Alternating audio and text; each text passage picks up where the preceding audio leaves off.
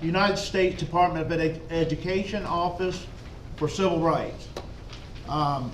This is the letter that was received on February 14th. Here's what it states. Dear colleague, discrimination on the basis of race, color, or national origin is illegal and morally reprehensible. Accordingly, I write to clarify and reaffirm the non-discrimination obligations of schools and other entities that receive federal financial assistance from the United States Department of Education. This letter explains and reiterates existing legal requirements under Title VI of the Civil Rights Act of 1964, the Equal Protection Clause of the United States Constitution, and other relevant authorities. It goes on to say, this letter provides notice of the Department's existing interpretation of federal law. Additional legal guidance will follow in due course. The Department will vigorously enforce the law on equal terms as to all preschool, elementary, secondary, and post-secondary educational institutions, as well as state educational agencies that receive financial assistance. The Department intends to take appropriate measures to assess compliance with the applicable statutes and regulations based on the understanding embodied in this letter, beginning no later than 14 days from today's date. That will be February the 28th, the last day of February unless we have leap year, including anti-discrimination requirements that are in a condition of receiving federal funding. All educational institutions are advised to ensure that their policies and their actions comply with the existing civil rights laws. Cease all efforts to circumvent prohibitions on the use of race by relying on proxies and other indirect means to accomplish such ends. And 3, cease all reliance on third-party contractors, clearinghouses, or aggregators that are being used by institutions in an effort to circumvent prohibited use of race. Finally, it states, institutions that fail to comply with the federal civil rights laws may, consistent with applicable law, face potential loss of federal earnings. So, that letter came out. We put it on the agenda. It's read, and I make the motion to ratify this letter and to adhere to all of its requirements. Can I get a second? A second.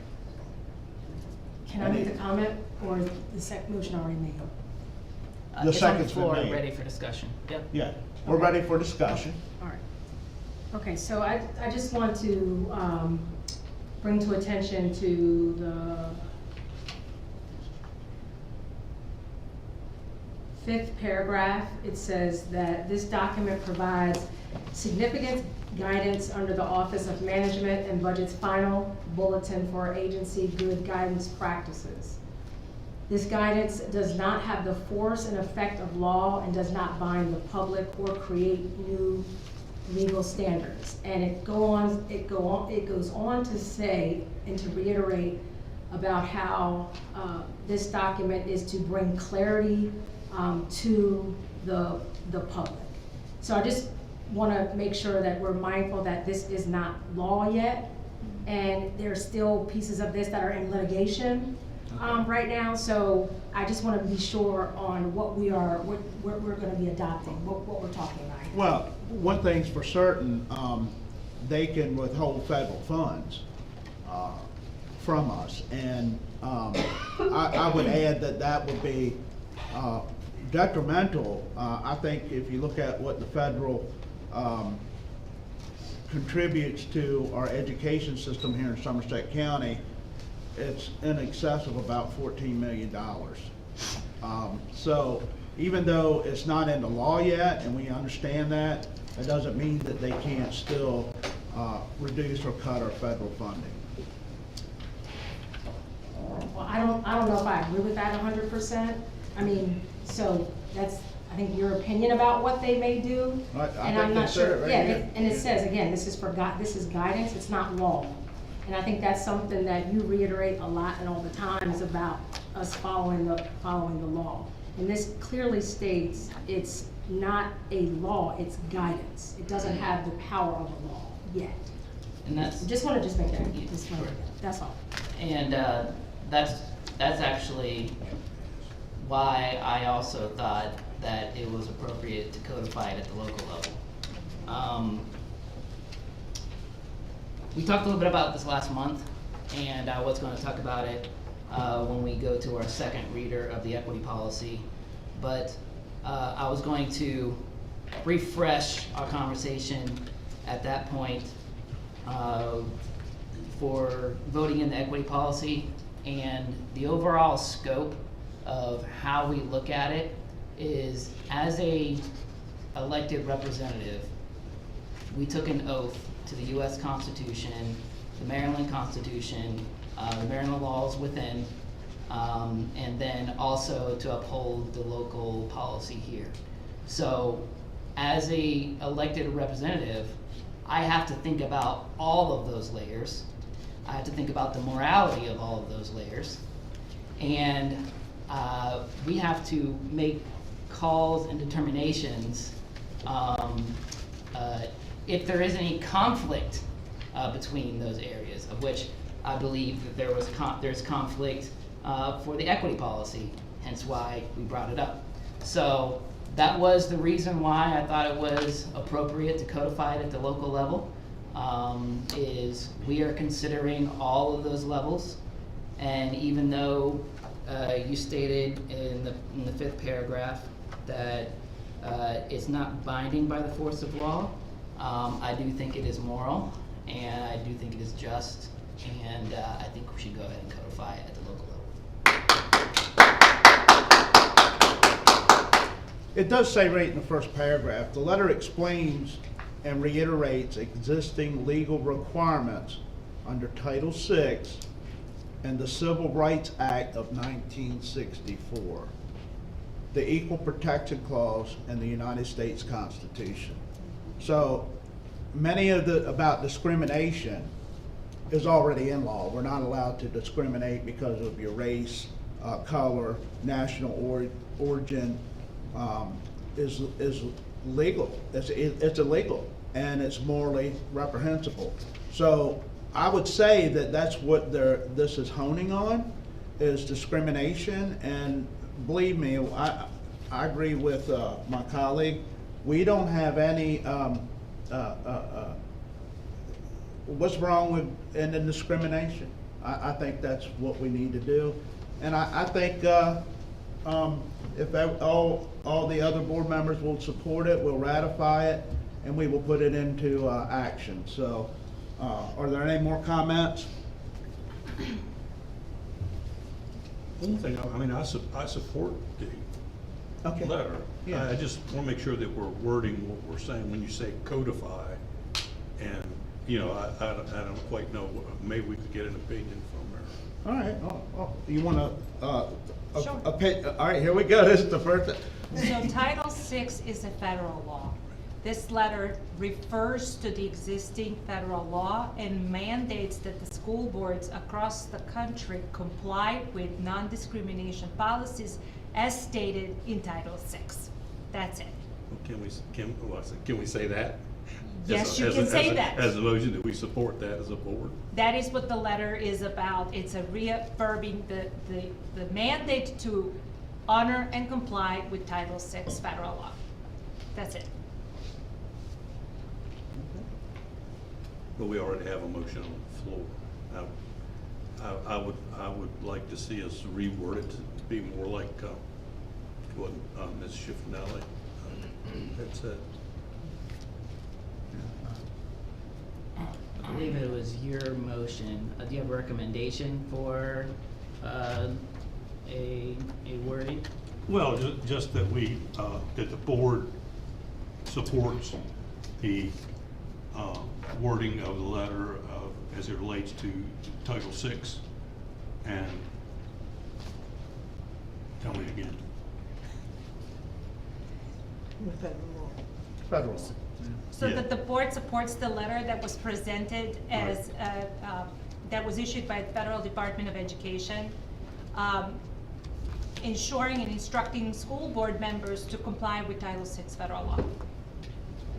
And the letter, I believe, is on your desk. You writing that down, Andrew? And since you got me here as co-counsel tonight especially, I think what Mr.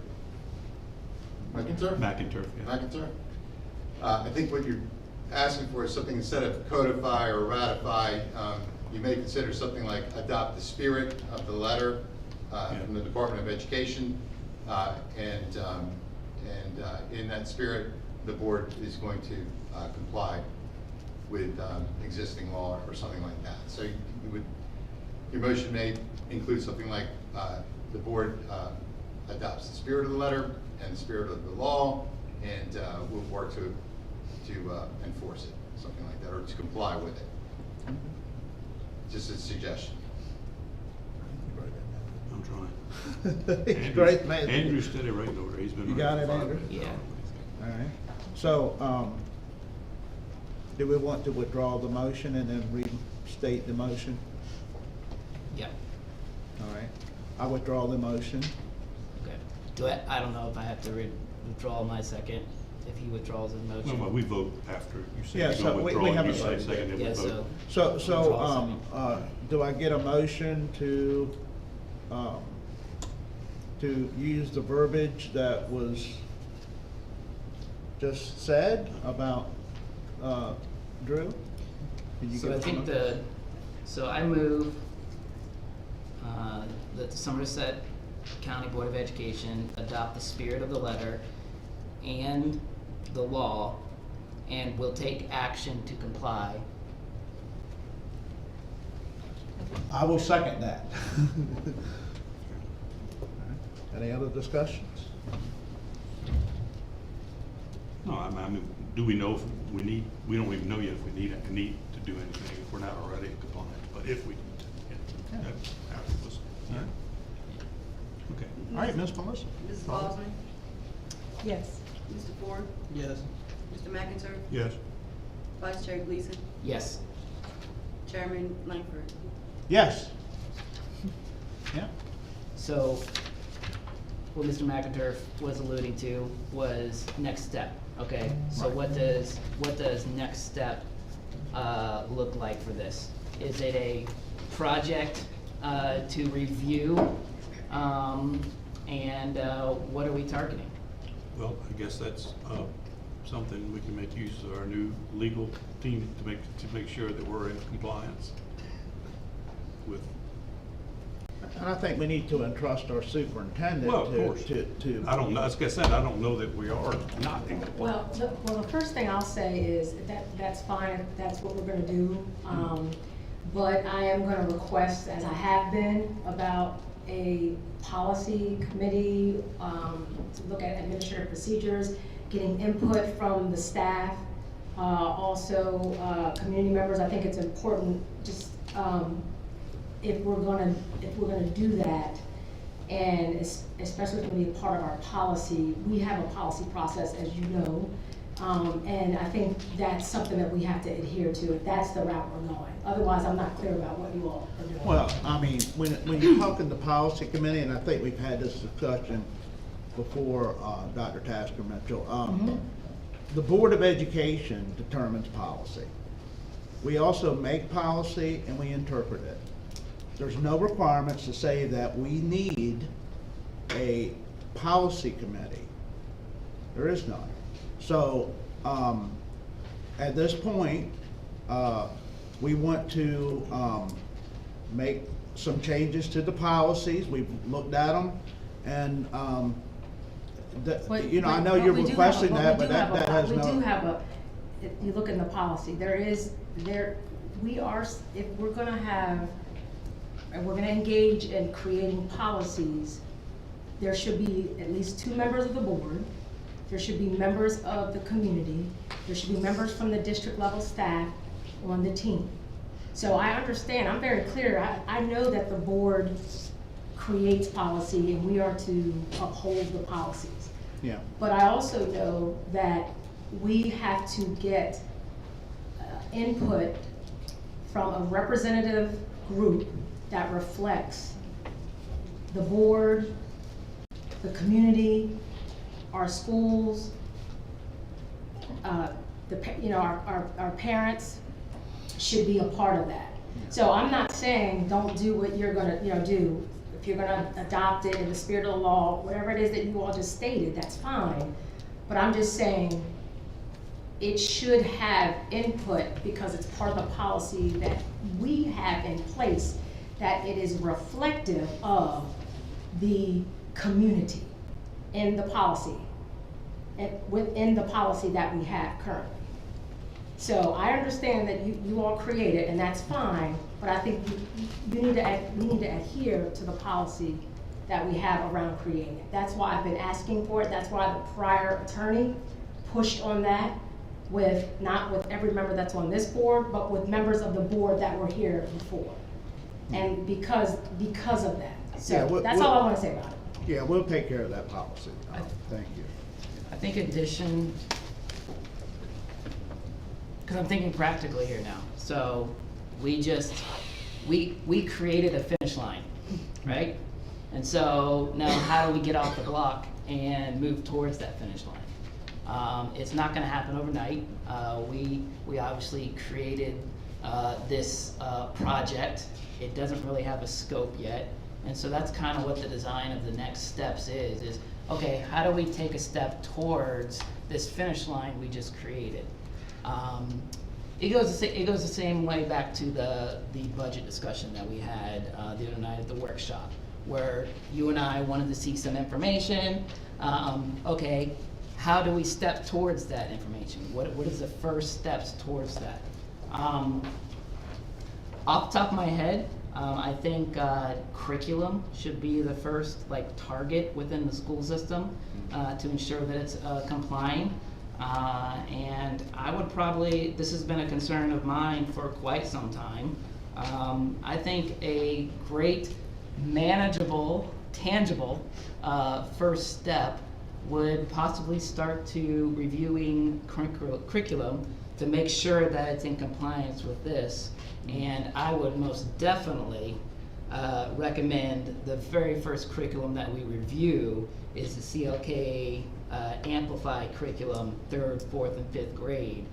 Review those readers and kind of start there as a starting point. It says 14 days here, but we need some sort of starting point for some sort of project to make sure that we are aligned with the spirit. And I think it should be curriculum.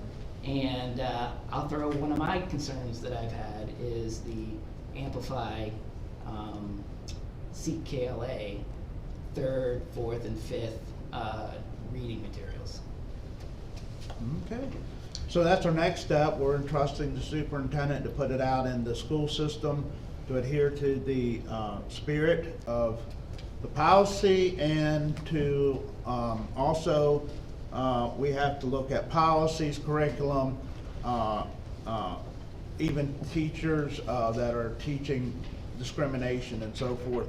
We have to look at all those and eliminate it from our system, because I tell you, every child deserves to be